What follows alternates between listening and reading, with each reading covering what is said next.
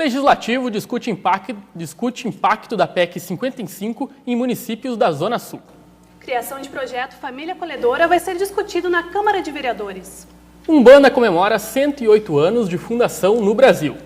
Essas e outras informações você confere a partir de agora.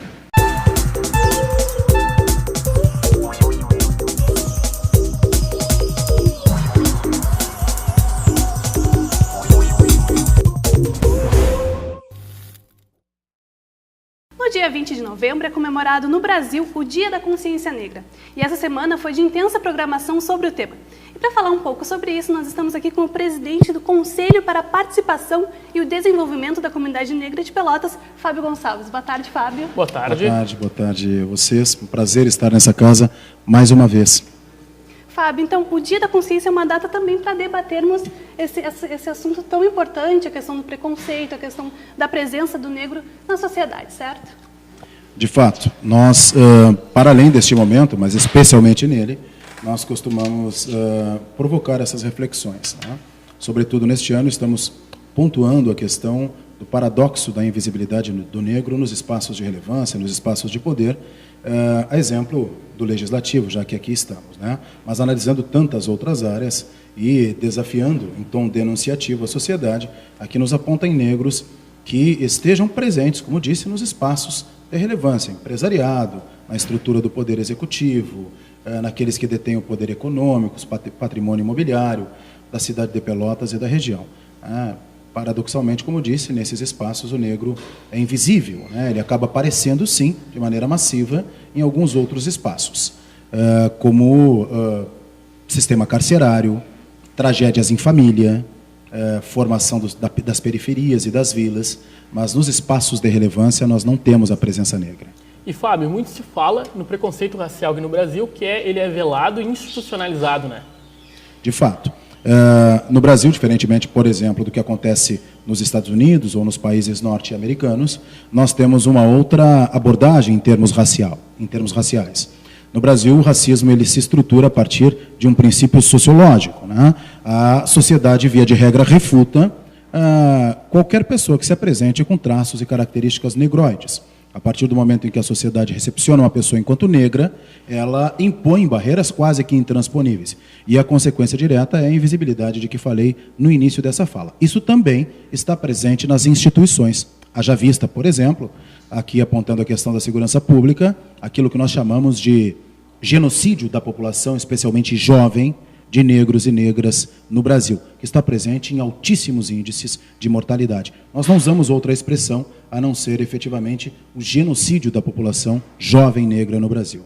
Tu acredita, então, Fábio, que isso não diminuiu, até o momento ainda não diminuiu esse preconceito, essa questão toda nas empresas também, né? Por causa da questão das cotas, ela pode ter aumentado, não aumentou, o que tu também? Veja bem, Bruna, é preciso que nós saibamos que nós não percamos o referencial. Estamos apenas a 128 anos da abolição da escravidão. Estamos na 4ª geração pós-abolição. Muito pouco tempo para que a sociedade efetivamente conseguisse sanar esses efeitos nefastos, né, do cativo, né, do cativeiro, da escravização dos seres humanos aqui no Brasil. Por conta disso, não conseguimos efetivamente alcançar cidadania plena e isso acabou limitando o desenvolvimento. Quando tu me perguntas, apesar de ações afirmativas, de leis reparativas, como a lei de reserva de vagas, as cotas, se isso diminuiu, eu te digo que ainda não. A presença do negro começa a aparecer efetivamente, sim, mas ainda é refutada por pessoas que não compreendem a legitimidade e a necessidade da reparação, que não tem nada a ver com benefício, não pode ser confundido com benefício. E como é que tu enxerga a ascensão de líderes pelo mundo, líderes racistas, intolerantes, que se dizem racistas, sem medo nenhum? Como é que vocês enxergam isso, movimento negro? A reflexão que fazemos, ela vai ao encontro do que dizia a Bruna, né? Exatamente no mesmo sentido, no mesmo momento em que surgem leis, que se percebe a necessidade de leis reparativas, de ações afirmativas, emergem sistemas e líderes cada vez mais fascistas e totalitários, que, com a palavra aberta, acabam difundindo ideias, preceitos e posições racistas, misóginas, sexistas, e tudo isso vai de encontro à pauta que se quer ter, que é a pauta de ocupação social, de equidade no mundo inteiro, no Brasil, em Pelotas especialmente, são espaços por excelência nos quais podemos analisar essas características. A data de 20 de novembro é importante para lembrar, mas essa reflexão deve ser todos os dias, certo? Muito bem colocado, Bruna. Nós temos essa ideia o ano inteiro, enquanto educador e operador de leis e tantos outros colegas, nós lidamos com isso diuturnamente, desde que nascemos e a partir da formação profissional também. E sempre dizemos isso. É preciso que no dia a dia nós tenhamos essa compreensão. Obrigado, Fábio. Obrigado, Fábio. Que agradeço, valoroso esse espaço. Muito obrigado pela acolhida desta casa. Tá certo. Uma audiência pública realizada na quarta-feira discutiu o impacto da PEC 55 no orçamento dos municípios da região sul. O proponente foi o vereador Marcos Cunha. Com a pretensão de levar o resultado do encontro até os senadores gaúchos, a discussão reuniu lideranças sindicais, reitores do IFSU e UFPEL, estudantes e gestores da região. Com o plenário lotado, a proposta de emenda à Constituição, que procura estabelecer um teto de gastos, corrigido apenas pela inflação, recebeu críticas enfáticas dos componentes da mesa. Para Maria Lourdes Monteiro, professora do IFSU e coordenadora do Sinasef, essa articulação dos movimentos sociais é um sinal de que a população está mais atenta. A classe trabalhadora está compreendendo que essas leis, na verdade, eles retiram direitos historicamente conquistados, constituídos e tenta acabar com os serviços públicos a médio e longo prazo. Há um acordar a partir do movimento estudantil e dos movimentos sociais que nos impelem à luta. O reitor da Universidade Federal de Pelotas, Mauro Delpino, acredita que a PEC vai trazer consequências negativas para o país. Diz ainda que as medidas propostas pelo atual governo não estão sendo discutidas com a sociedade. Medidas que não têm aprovação nas urnas, não é? Então, portanto, nós não podemos permitir que este governo ele inverta a prioridade que historicamente temos que ter para um país. Temos que priorizar os investimentos sociais e não o pagamento dos juros. Não é? Nós precisamos do engajamento de toda a sociedade, do esclarecimento de toda a sociedade, porque os investimentos em educação, os investimentos em saúde, na previdência, as consequências disso para o conjunto da população brasileira será extremamente danoso. Leandro Nascimento falou em nome do movimento Ocupa IFSU, que desde outubro se manifesta contra a PEC.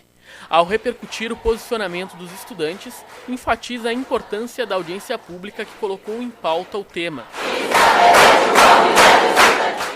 É que a população tenha a real visão e o esclarecimento do que é a PEC agora 55, e a importância de trazer o movimento estudantil é mostrar que ele está presente e que nós estamos lutando pelos nossos direitos.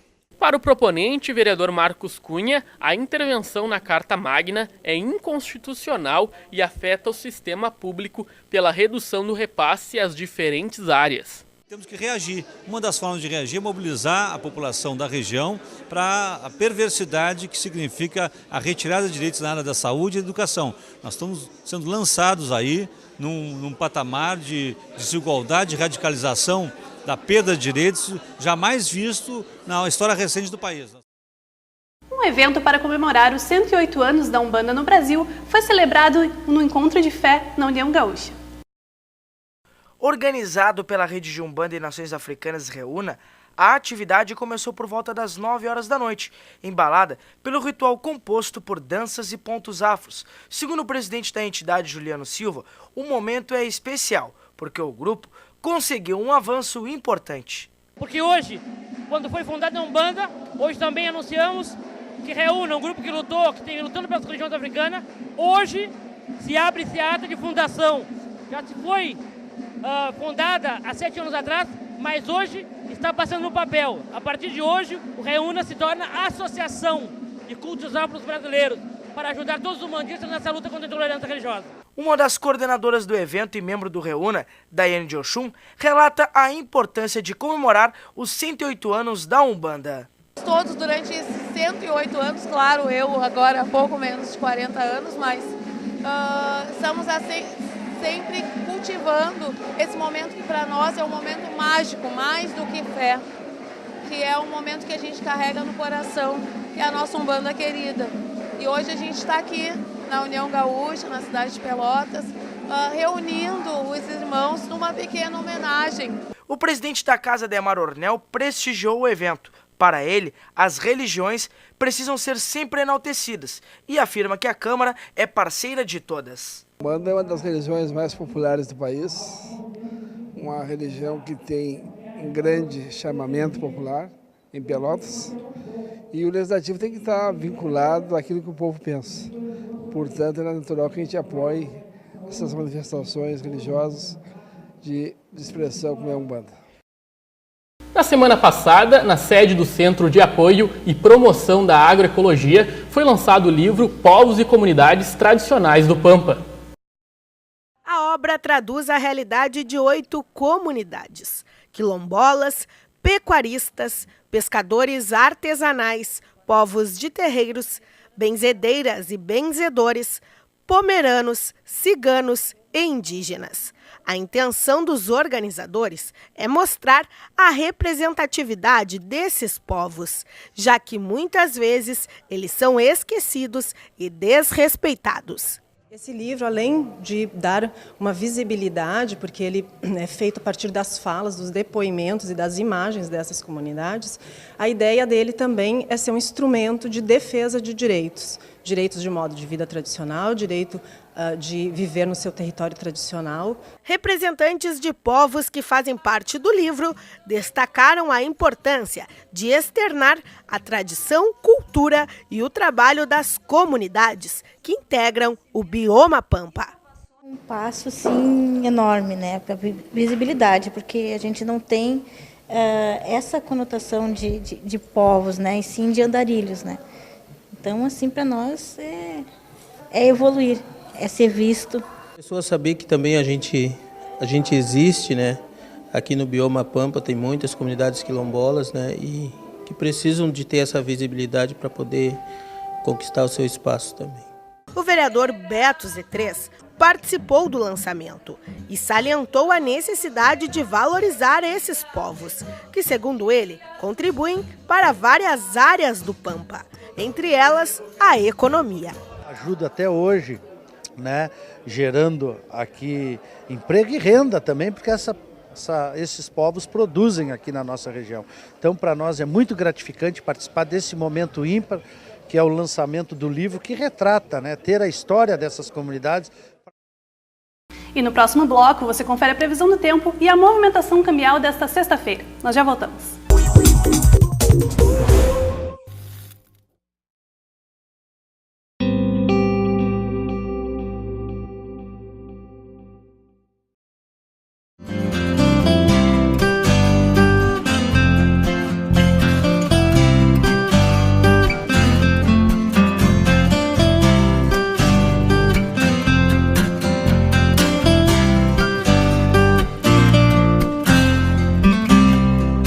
TV Câmara Pelotas, cada vez mais conectada com o cidadão.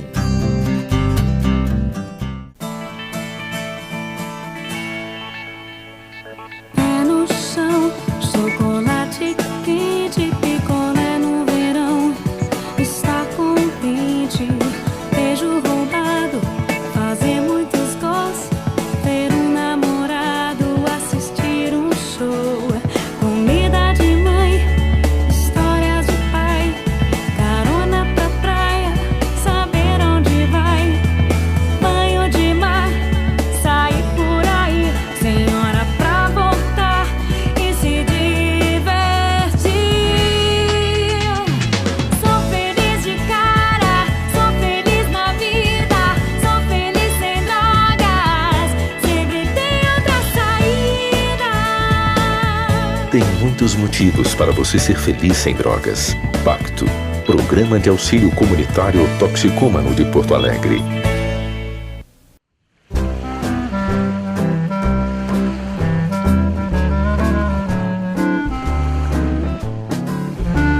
TV Câmara Pelotas, cada vez mais conectada com o cidadão.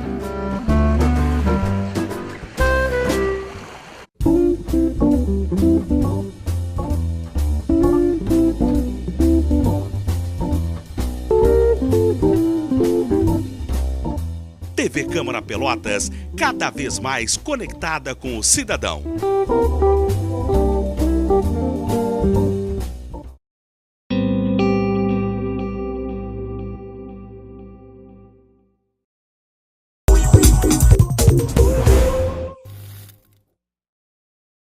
hoje o plenário da Casa Legislativa recebe mais uma atração do projeto Som Daqui. É a vez de Micael Cardoso e Pedro Mendes.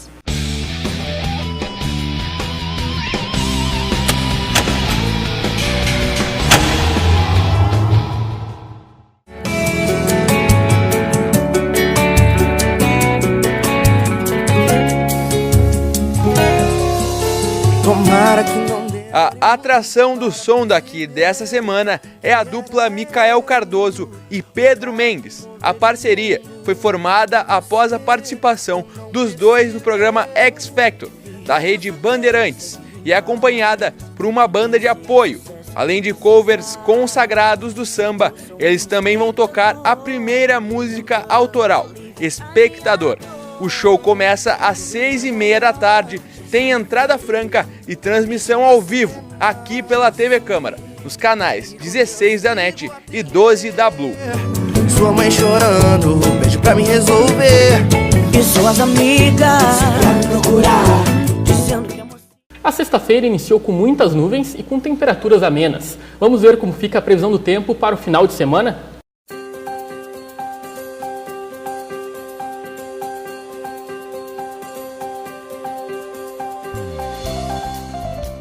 O frio marcou a manhã desta sexta-feira e quem precisou sair para a rua teve que tirar o casaco do guarda-roupa.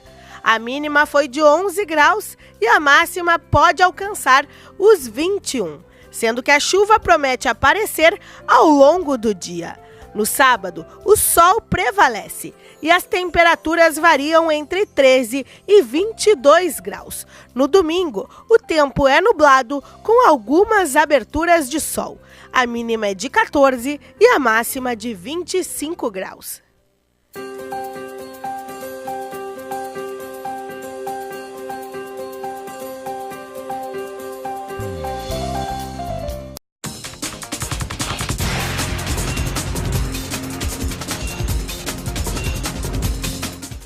O dólar começou a sexta com alta de 0,26% e pode ser comprado a R$ 3,42. O euro também oscilou positivamente em 0,12 e vale R$ 3,63. O peso uruguaio segue na mesma tendência, com suba de 0,011, porém segue sendo comercializado a 12 centavos.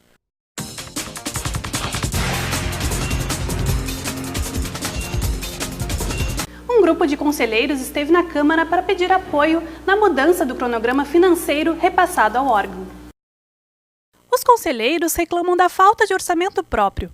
Eles dizem que toda a verba prevista na receita do município é dividida entre todos os conselhos e que não é feito de forma igualitária, o que prejudica o trabalho realizado por eles.